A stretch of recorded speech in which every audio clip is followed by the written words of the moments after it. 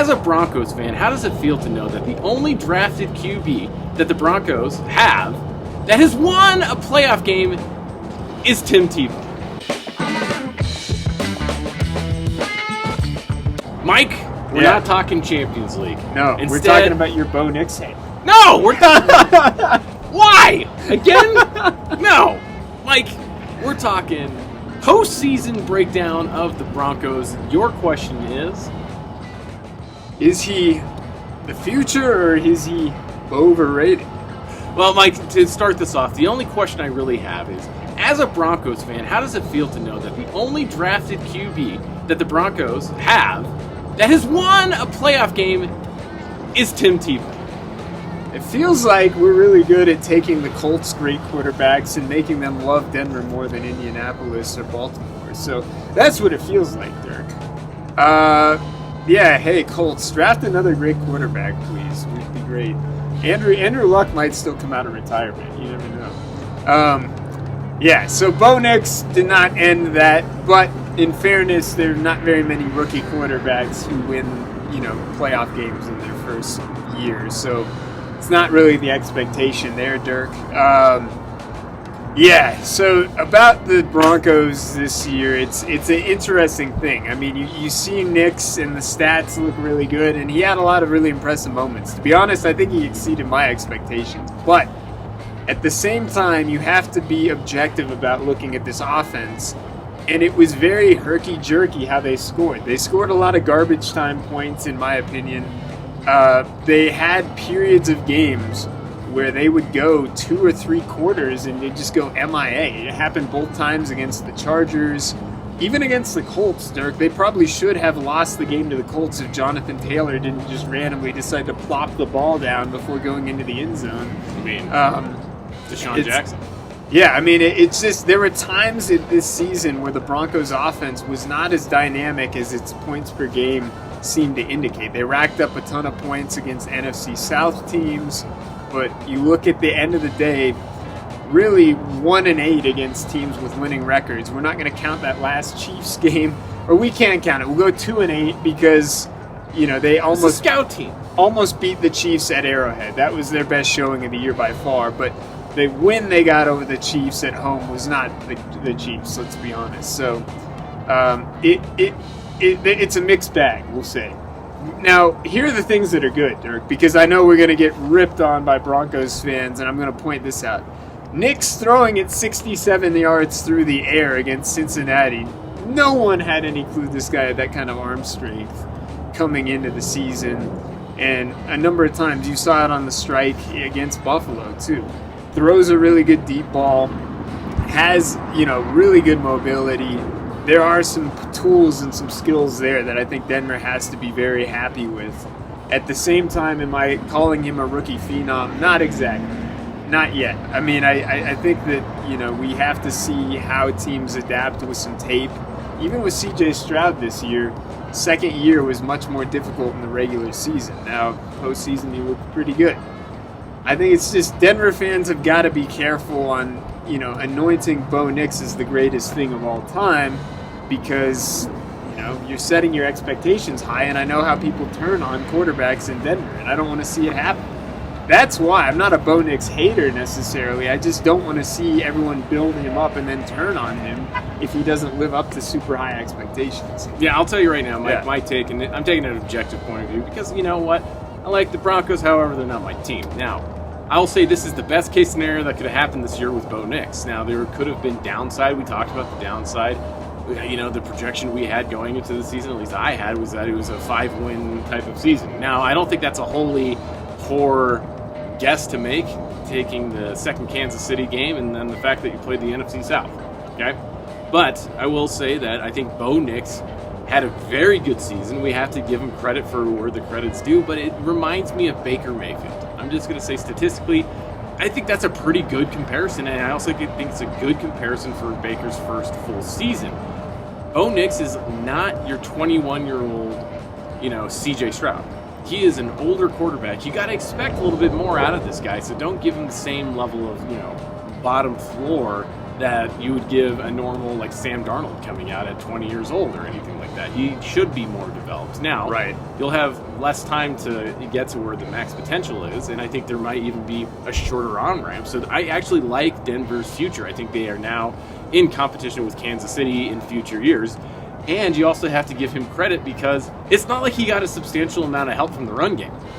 Look, I thought Williams looked decent at the beginning of the season, god awful by the end. The Denver running game is a problem, and they need to address it, which is a good thing going into the offseason. It means you can focus on rehashing that offensive line and getting someone and getting some support there that maybe turns that around. I don't think this is a very deep offensive line class, though, Mike, which does present a little bit of a problem, but maybe in the free agency you can pick something up, or maybe you can make some other moves to help you in that spot. But the defense looks good. Now you have a quarterback you can work with, and I think that is something that is, at least notable. I'm not, like you're saying, I don't think you can take Bo Nix's rookie season and say he's anywhere having the same projected value or even potential as CJ Stroud had at the end of last season. I would disagree. I think the Broncos got good offensive line play by and large this year, Dirk. Not great run blocking, obviously, in the playoff game, but this was the first time in 7 or 8 years that they had semi-decent offensive line play and health. And that's the wild card where I worry that people are going to freak out if Nix takes a downturn because all of a sudden he loses a tackle in the middle of the season and isn't getting very good protection. I saw it happen in 2021. The Broncos were decimated with injuries on receiver and offensive line. I think that team would have gone to the playoffs had the line even been halfway healthy with like Drew Lock or something. Yeah. Denver just completely abandoned ship. Now, I know that they went with Bridgewater that year instead of Lock, but I think the pieces were in play for Denver to make the playoffs, and they just had abysmal health. Yeah, but you can't have a B grade line like you had with Peyton Manning. Do you know what I'm talking about? No, I mean, you got to invest here. And Bowles is getting to the end of his contract. He's getting older in years. You have, I think we have some rose-colored glasses of what that rush offense looked like because of that last Kansas City game. Now, terrible in Buffalo, but is Buffalo known as a good run defense? But no, they're not. That's true. But here's the counterpoint to that, though. Rather than go in on offensive line, maybe if it falls, you're looking at running back talent or another area which you could use some help. And, it's hard to say where his draft stock is going to end up landing. But if Tyler Warren is available at tight end, there's a big guy who's a blocker but also a huge target in the receiving game. And let's be honest, the Broncos have not really had a tight end in the passing game. I don't know. I mean, I guess you could say, 2015 Owen Daniels. Other than that, I mean, it's Julius Thomas when they really had a deep threat at tight end. Yeah. So that would be a huge help to the offense as well. Dude, I'm also saying, do you want to know why Indianapolis has, perpetually decent seasons? I mean, did anybody think Indianapolis would have as many wins as they did this year? I didn't think so, especially with, the question marks all over Anthony Richardson and the fact that Falco, right? Joseph. Yeah, I mean, it's because they have the likes of Quentin Nelson, and that offensive line is probably top line. If you could invest, take the opportunity, because teams rarely do this, take the opportunity to really invest in your offensive line. It's going to pay dividends, man. And I think it's one of those things, especially as you see the defensive backs, the linebacking core of different teams get smaller and smaller. Investing in that offensive line is going to pay dividends in your run game because you can get to that second level, huge pull blocks, and then you're going to have, a playoff game against the likes of Dallas where you just run all over them, and who cares how Bo Nix plays. Here's the interesting miss for Denver, and everyone will talk about Josh Allen in 2018, but they could have drafted Quentin Nelson that year too. Yeah. And what happens if you have Quentin Nelson anchoring an offensive line?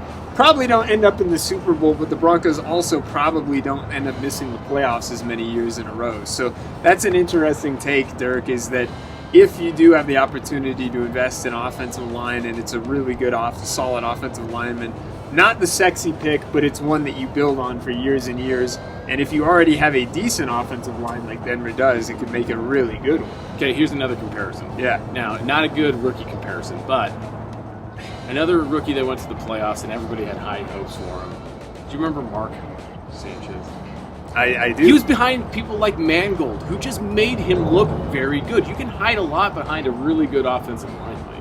Just saying. I just want to point out that Mark Sanchez took out, I believe, both Tom Brady and Peyton Manning in the same playoffs. So don't diss on the Sanchez here. But let's make one last thing for the Broncos. Butt fumble.